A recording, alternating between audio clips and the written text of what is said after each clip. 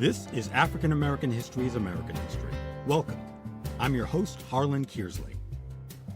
This program's goal is to foster understanding, promote discussion, and expand knowledge through the stories of historical events, bios of unsung heroes, as well as timely and relevant news stories which, hopefully, will paint a vivid picture of the effect segregation, discrimination, and bigotry had and continues to have on the lives of both blacks and whites. Comparisons will be made between the many racially fractured periods of American history and what's going on right now. Slavery was abolished 150 years ago. Jim Crow only 50 years ago. Yet stop and frisk, voter ID, stand your ground, income inequality, and a host of other current problems are proof that their detrimental effects continue to be felt, and that the struggle for equal rights for all must continue.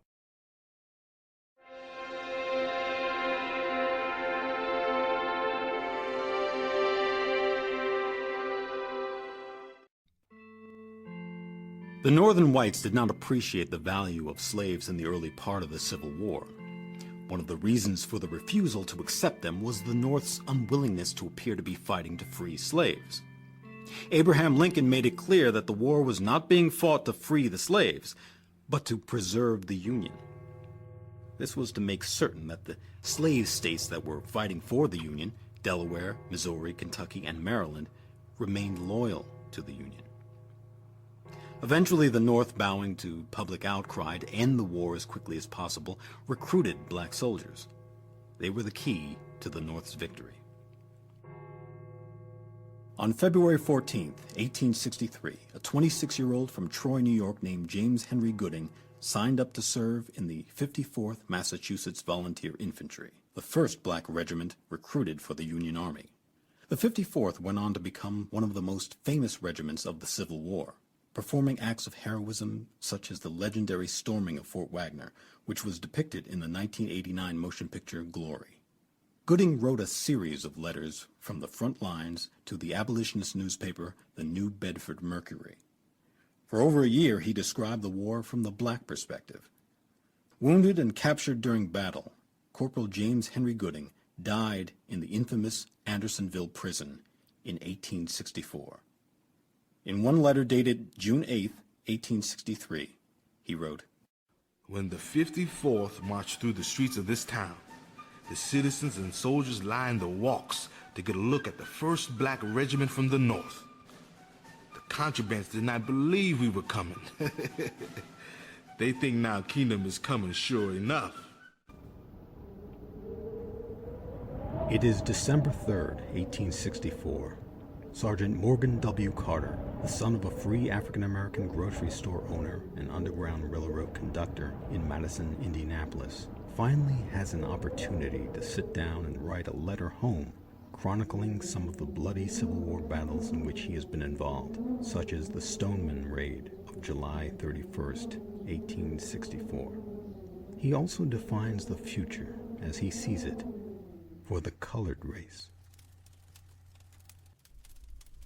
Well, friend Charles, I am doing as well as could be expected of a fellow in Uncle Sam's employment. We are in winter quarters at City Point now, doing provost duty, which is quite agreeable after our summer campaign, which has been quite severe on us at some times. But we are last at rest for the winter. I have a splendid little house to myself with a fireplace in it, and you can see that I am snug as you please. Only the recollection of home associations comes forcible to memory, then I feel a little downhearted. But soon rally when I think on what principle I am fighting, which is for the benefit of my race. I have been in a good many near close place, but by the Lord's will I have escaped with life. So far I have been wounded twice, once by a piece of shell on the long-to-be-remembered field of bloodshed and slaughter on the 31st of July. There were many a poor fellow lost their life for their country and their people, but poor fellows, they died a noble death. And in this cause, if it is necessary, I will give up my life most willingly to benefit the colored race. You know yourself that we have been trampled under the white man's heel for years. And now we have a choice to elevate ourselves and our race. And what little I can do toward it, I will do so most willingly. If I should die before I receive the benefit of it, I will have the consolation of knowing that the generations to come will receive the blessing of it, and I think it the duty of all the men of our race to do what they can. Well, friend Charlie, I was very glad to hear the citizens of Madison had such a good time in honor of Uncle Abe's re-election.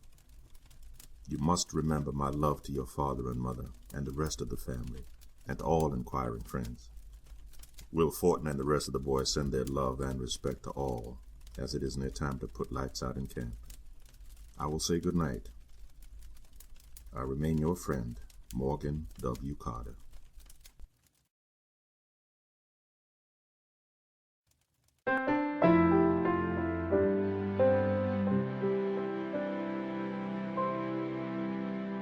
There has been a wealth of historical information gained from the interviews conducted with people who participated in or observed past events.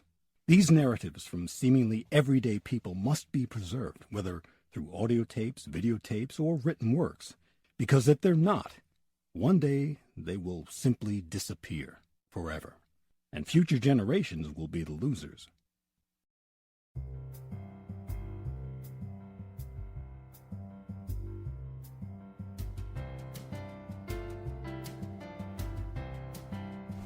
This has been African American History is American History. The episode you've been listening to was written, directed, and produced by Harlan Kearsley. Production coordinator is Sarah Cushing Downs.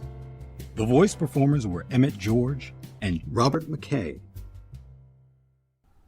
On behalf of everyone here at African American History is American History, I'm Harlan Kearsley. Thank you for listening, and remember, none of us can truly embrace the future until we first confront the past.